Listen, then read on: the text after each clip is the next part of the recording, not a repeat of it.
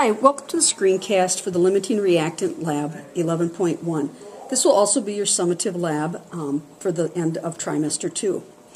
So the equipment that you're going to be using here before we get into the procedure is you're going to have a small beaker with a small test tube in it. You're going to have a bottle of 6 molar HCl, which is very strong, so be especially careful with that. It's going to have a small dropper in it.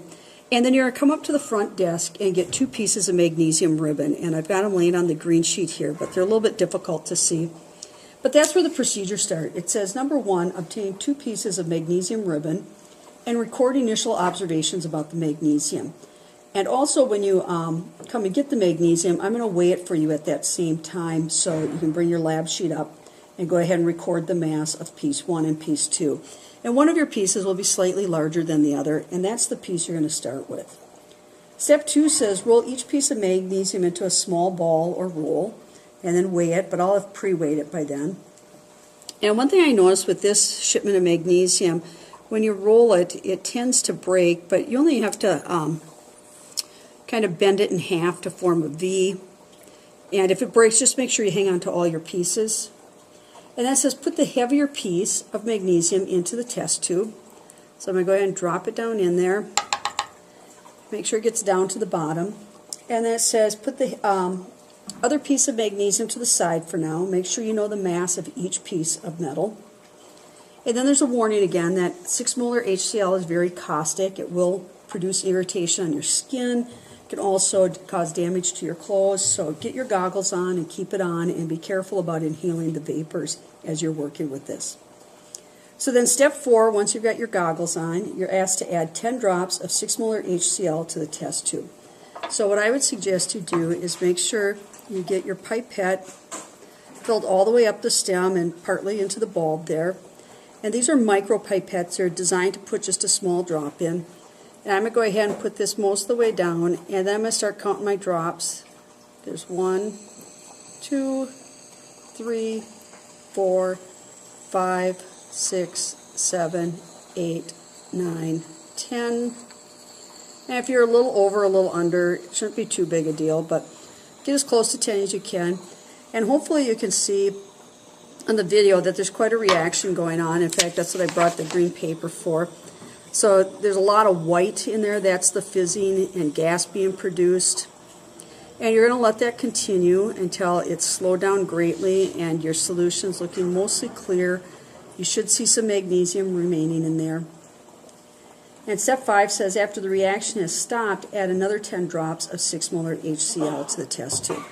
So as this slows down, if you just rub it back and forth on the table, that will have the effect of stirring it and get that, the final bubbling to finish a little quicker. But also by keeping it in contact with the table, it'll make sure that you don't slop this out on your hand because, again, the 6 molar HCl is very strong. So as it seems to be slowing down, I'm going to stop and observe it, and the white bubbling seems to be mostly gone. It's mostly just a clear liquid in there, and I can still see my piece of magnesium in there. So I'm going to go ahead and add the next 10 drops, just like I did the first 10.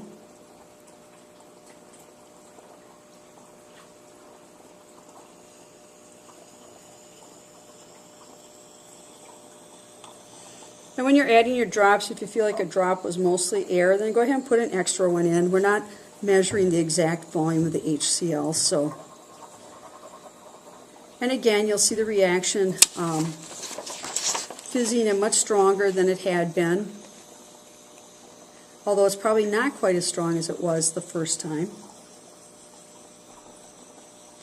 And again, if you swirl it, especially if you do it in contact with your paper or with your laptop, you won't splash it on yourself, but you will move the reaction along so it doesn't take quite so long. And after step 5, we've added the second 10 drops, so I'm at magnesium plus 20 drops of HCl. I want to record my observations again. Specifically, I want to look and see what's happening to my magnesium, see if my HCl or my liquid surrounding it looks any different.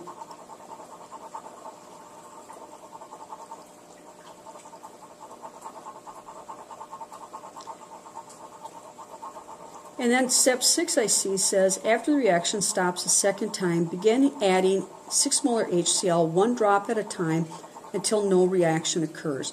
Record your observations after each drop. And as you add it a drop at a time, it's not that I'm expecting anything unusual or different to happen, but the observation really is more about whether the reaction continues or if the reaction has stopped at that point. That's what we're really looking for, is what is the point at which adding more HCl no longer produces a reaction, and what's changed in our test tube to explain that. So I'm going to go ahead and stop adding HCl at this time, and when you're in your lab you will continue. And again, if I look at this, you can see the reaction is slowed down. At this point I'd be able to start adding a drop at a time, and when I add a drop I'm going to stir it. I'll add one drop here so you get a sense of what that's going to look like. I'm just going to put the one drop in. If I start shaking it, I see the white gas being produced, although not nearly as vigorously as it was before, but there's definitely still a reaction going on in there. So I'm going to take my time about letting this fully react, let all the white get out, all the bubbles get out before I add my next drop.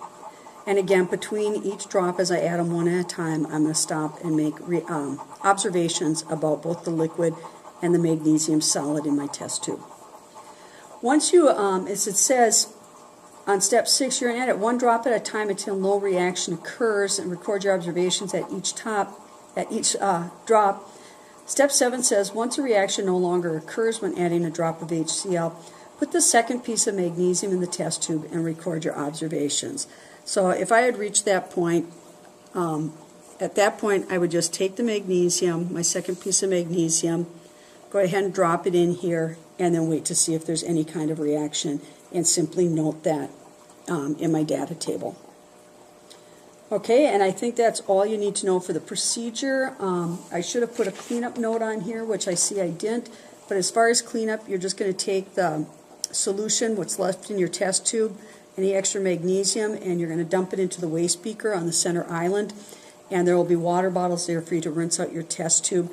And after you've done that, you can simply leave your lab station as you found it with the 6 molar HCl and the test tube in the beaker clean and dry, ready to go for the next group.